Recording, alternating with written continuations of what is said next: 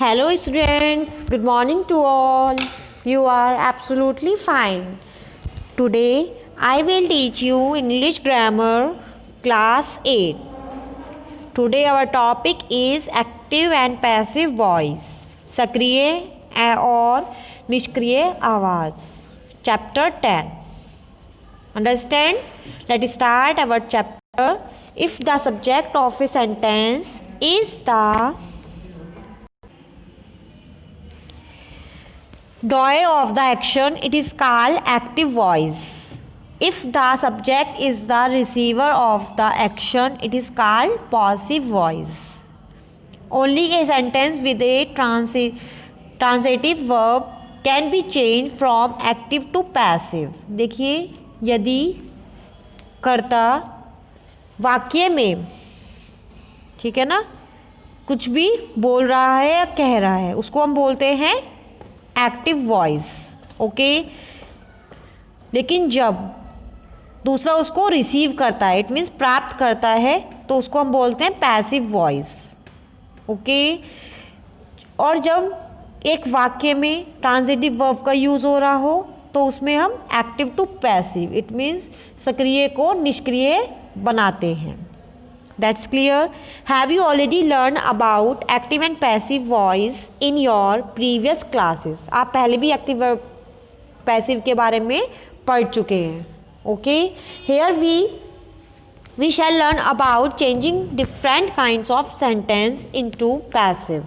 The following sentences are statements. See their active and passive form. I have written and posted the letter. This is called active voice.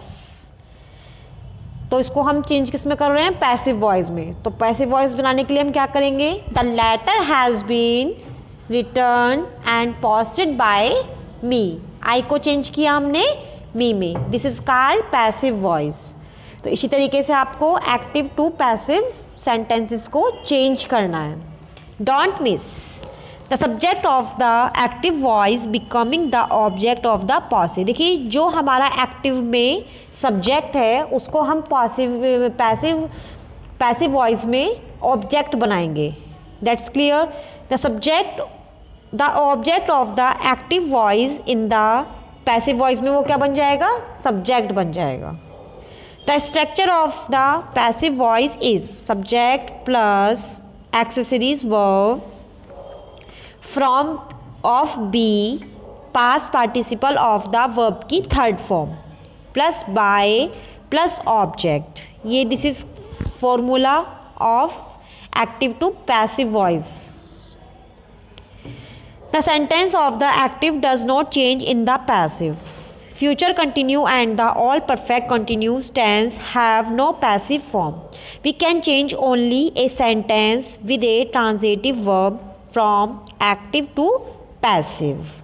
First rules, passive of sentence in direct tense. Different tense में passive voice दे रखे हैं, हमें active बनाना है और active to passive बनाना है.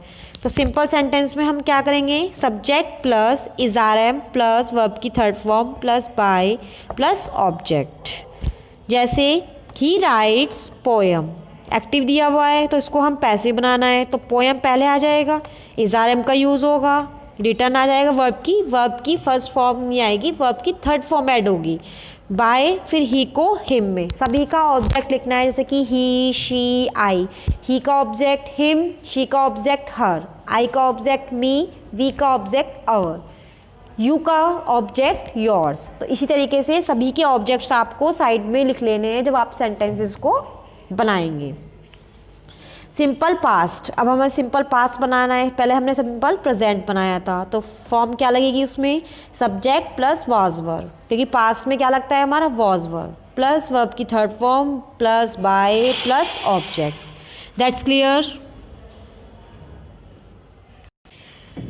For example, she helped him. This is called active voice. He was, he को हमने सब्जेक्ट बनाना है, तो ही का हिम को क्या बनेगा? He. Was helped by, she को object her. This is called passive voice. Next है see, simple future. From subject plus shall and will plus be plus verb की third form plus by plus object.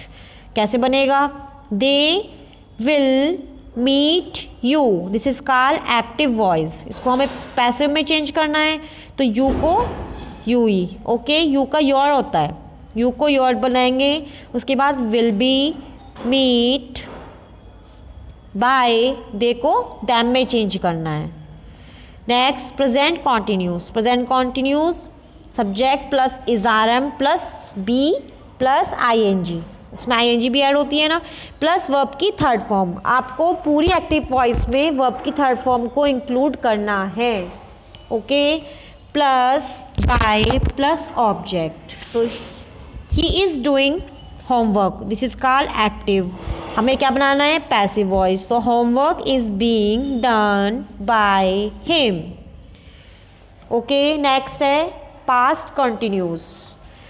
Past continuous from subject plus was verb plus being plus verb की third form plus by plus object. तो past में हमें ING add कर लेना है, इसमें was verb हमारा एज अ चीज़ रहेगा, जैसे कि हमने पास्ट का सिंपल बनाया था। नेक्स्ट है perfect, present perfect, subject plus has and have plus been. अब क्या आएगा इसमें? उसमें बीइंग लगा था, इसमें क्या लगेगा? बीन प्लस वर्ब की third form plus by plus object. She has invited me, active है, पैसिव बनाना है। आई हैव बीन, आई को किस में चेंज किया हमने? मी में, तो मी का ऑब्जेक्ट, मी ऑब्जेक्ट है तो मी का सब्जेक्ट क्या होगा? I. Have been invited by her. फिर नेक्स्ट है past perfect, subject plus had, okay, plus had plus been plus verb की third form plus by and object. And future perfect में will and shall, will and shall के साथ में हमें क्या include करना है? हैव बीन प्लस वर्ब की third form plus by plus object. That's clear. Next है पैसिव ऑफ इंट्रोगेटिव सेंटेंसेस। अब हमें इंट्रोगेटिव सेंटेंसेस को पैसिव में बनाना है। While changing in interrogative sentence into passive follow the following step.